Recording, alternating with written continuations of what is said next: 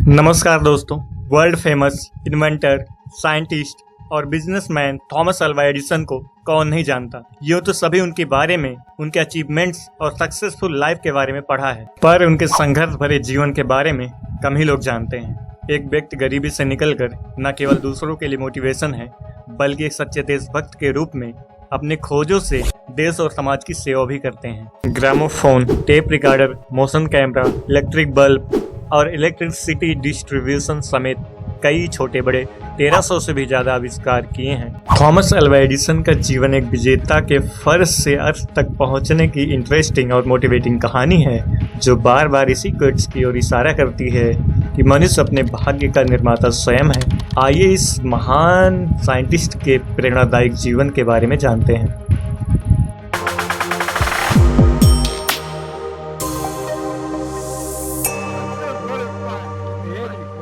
इस महान वैज्ञानिक का जन्म 11 फरवरी सन 1847 के दिन अमेरिका के ओहियो प्रांत के मिलान नामक स्थान पर हुआ था।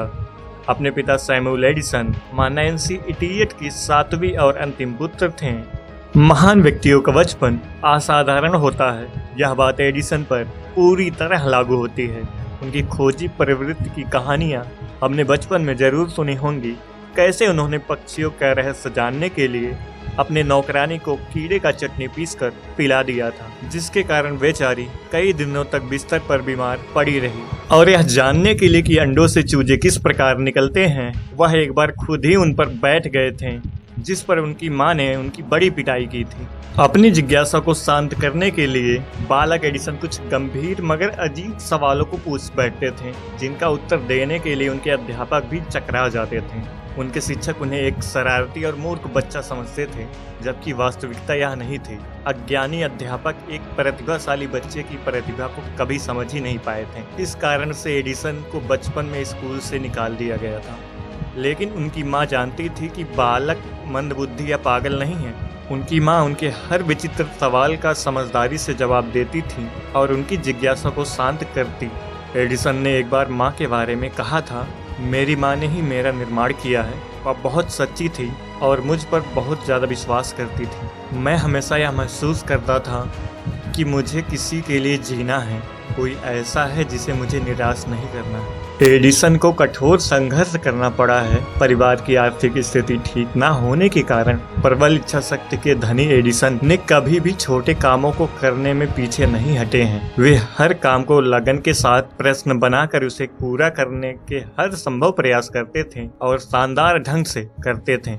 चाहे रेल के डिब्बे में सब्जी बेचना हो, अखबार बेचना हो या तार बांटना हो, अनेकों काम अपनी लाइफ के शुरुआती दिनों में करना पड़ा है। लेकिन एडिसन कभी अपने आप को कमजोर महसूस नहीं करते थे। यहाँ तक कि इन कामों में भी उन्हें कई बार चुनौतियों का सामना करना पड़ा। कड़ी मेहनत करके बचाए हुए पैसे से वह प्रयोग का सामान और किताबें खरीदते। जब एडिसन गाड़ी में अखबार बेचते थे तो वहीं पर उन्होंने एक छोटी सी लेबोरेटरी भी बना ली थी।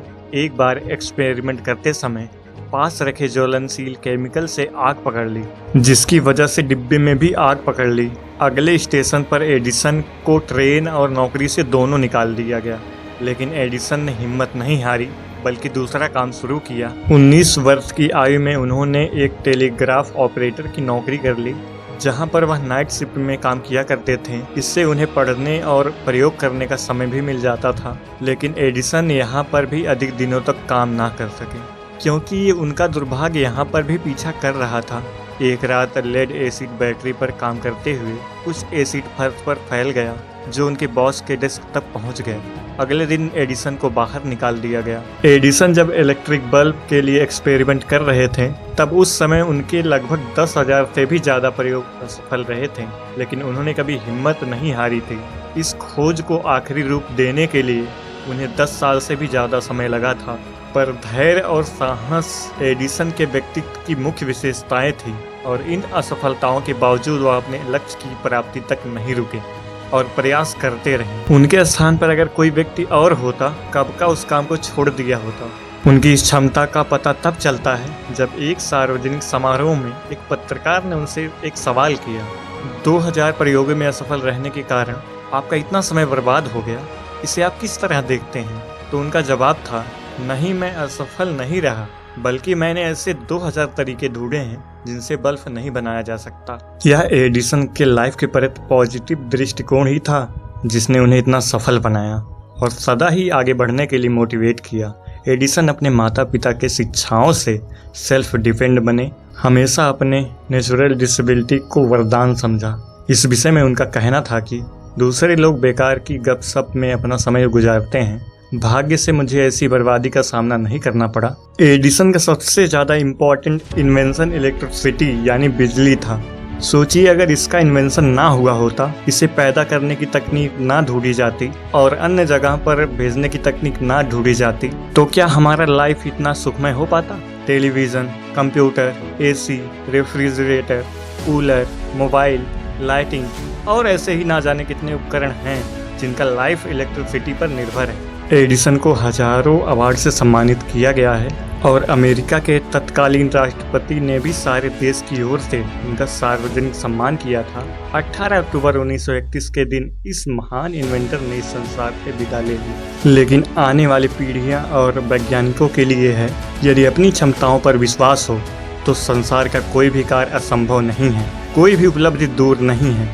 जो प्रगति की रास्ता सच्चे मन से ढूंढेगा उसे उपयुक्त अवसर मिलकर ही रहेगा। एडिसन के जीवन से हमें कुछ सीखना चाहिए। हर समय कुछ ना कुछ सीखना बाकी होता है। बुद्धिमान व्यक्ति इसी ओर आगे बढ़ते हैं। एडिसन का पूरा लाइफ एक्सपेरिमेंट करने और सीख लेकर परिणाम उत्पन्न करने में बीता है, जिनमें बचपन की गलतियों से सबक लेना भी शामिल है। इस महान व्यक्ति के जीवन से हम यही पाते हैं कि एक निष्क्रिय जीवन से ज़्यादा बेहतर यही है कि सारा जीवन गलती करके सीखने में बिताया जाए। रिजल्ट अगर अनुकूल रहे तो कभी भी इस बात का दुख तो ना रहेगा कि जो हमें पाना था उसके लिए हमने प्रयास नहीं किया। कम से कम व्यक्ति उस काम को तो कर सकता है जो उसके हाथ में है। किसी विद्वान ने सच ही कहा है कि महान व्यक्ति जन्म से महान नहीं होता, बल्कि संकटों की पाठशाला में तप कर ही वे महान पुरुष बन पाते हैं। और उनमें से एक नाम थॉमस अल्वा एडिसन का भी है जो सदा याद रखा जाएगा।